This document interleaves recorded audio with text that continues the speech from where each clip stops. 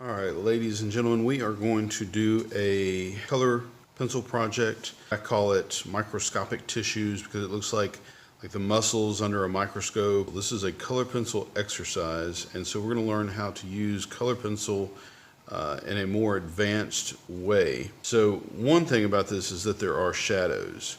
These shadows make it look like the layers are separate and kind of lifted above each other.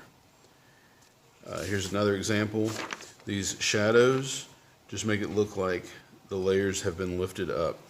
The black outline here sort of detracts from the overall realism of the image, but it still works out pretty good. He's got the shadows in there, and it looks like several different layers of tissue. In contrast to that, this is a really nice one. It's really pretty. It's really clean. Got good craftsmanship, but they don't have any of the shadows in there. And so you can see how it's sort of flat, all pressed together with no shadows, compared to this one where there's some shadows and they are lifted up off of each other. First of all, how to make the drawing?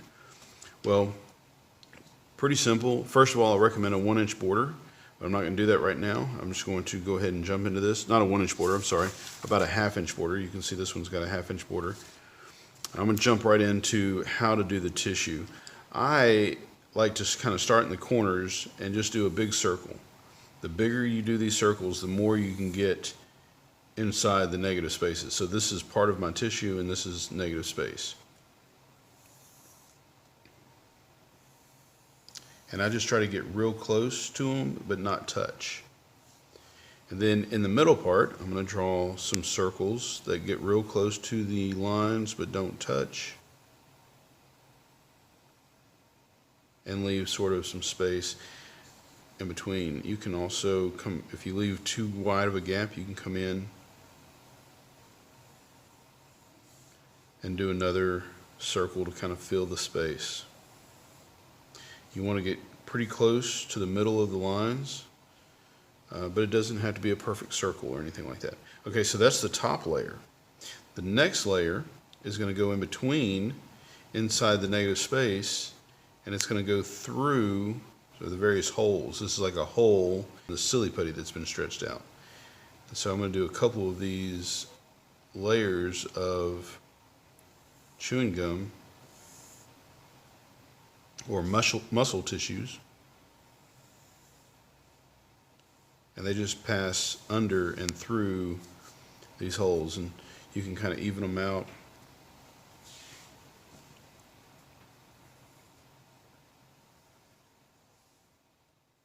Now, I know that looks like a bunch of scribble, but if you are the one that drew it, you are the one that can kind of keep up with it and make it make more sense for you.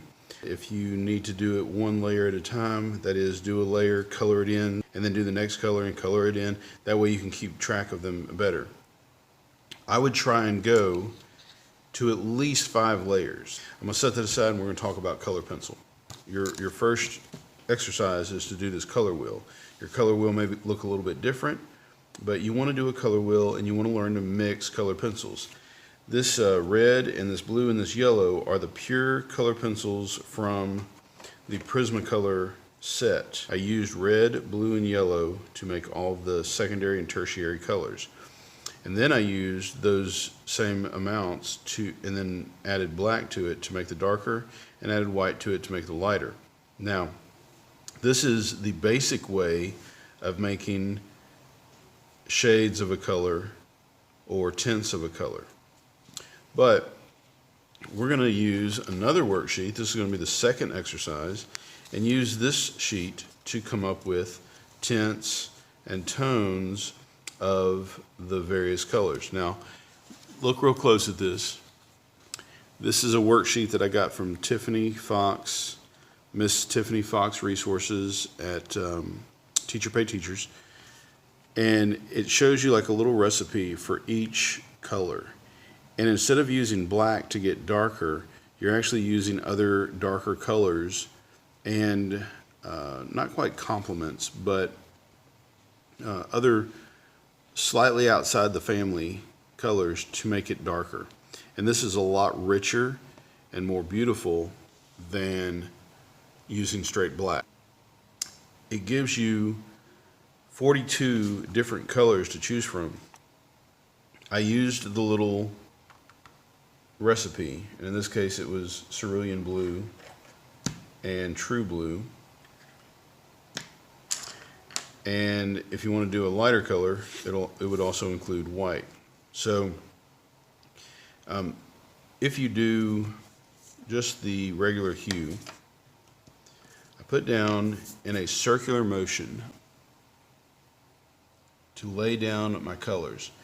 You don't have to do a circular motion, but if you do small circular motions, it's kind of easier to keep a nice even consistency, and then your picture doesn't look scribbly when you're done.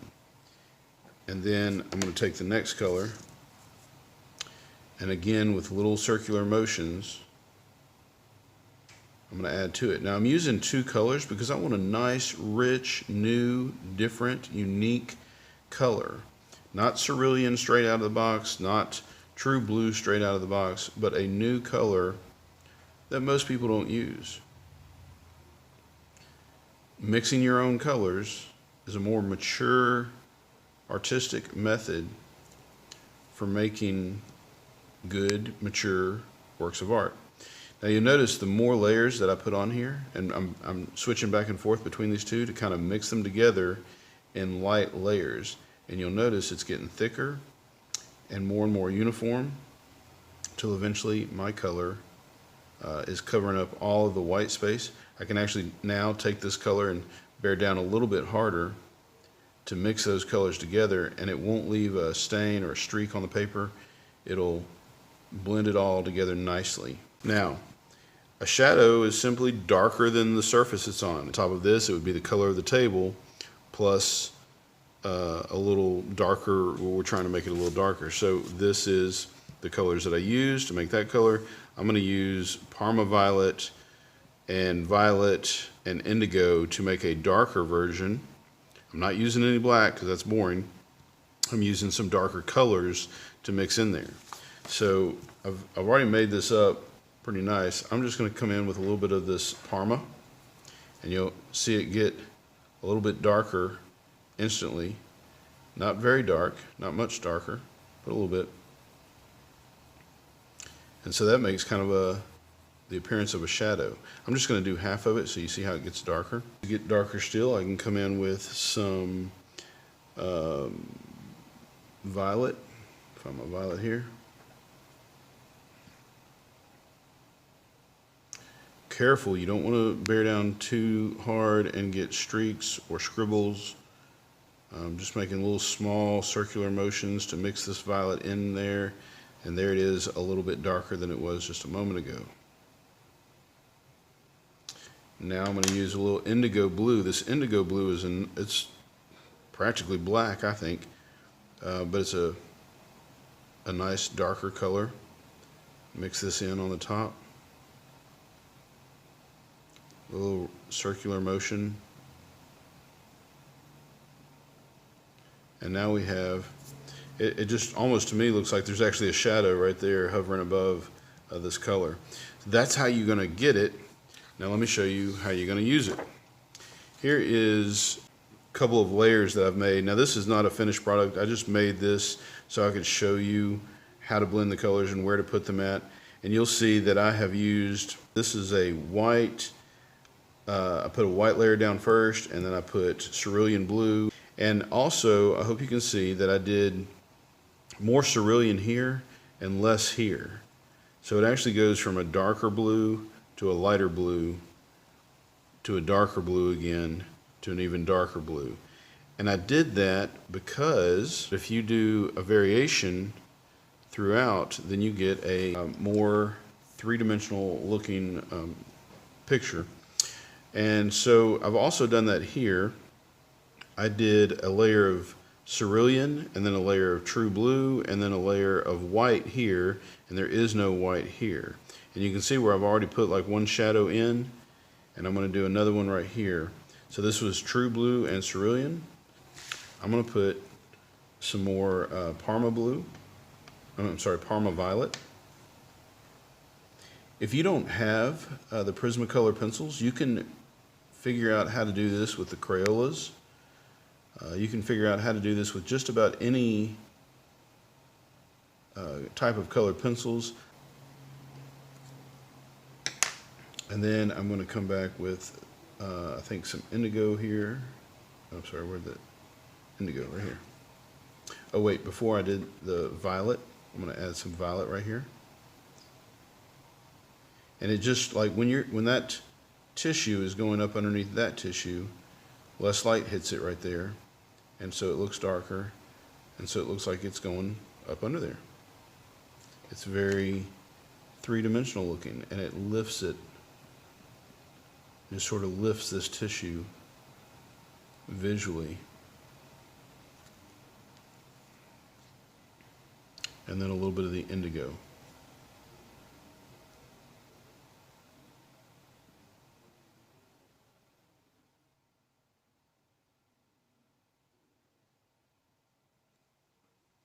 And that's basically what I did right there. I'm going to come back and fade that out a little bit better. This is the Parma.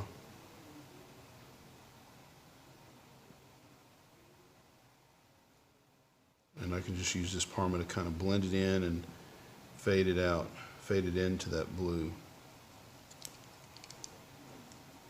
Let me do it again right here. So I'm going to take the Parma. I'm going to add it right there. I'm going to fade it into the other color mixture that I've got. I'm going to take the Parma over here, fade it into the other mixture that I've got. One question you might have is, how do you know what colors to use to make it darker or to make it lighter? Well, for one, you want to stick inside the color families. These are all blues and purples, and they can even be organized from lightest to darkest.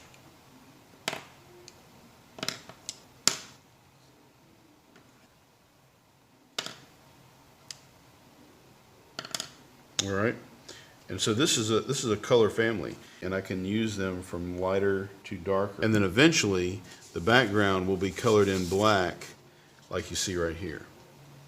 So you want to change up your values as you go from one area into another area sometimes, and you can see I did that here, from really light to really dark and to even darker.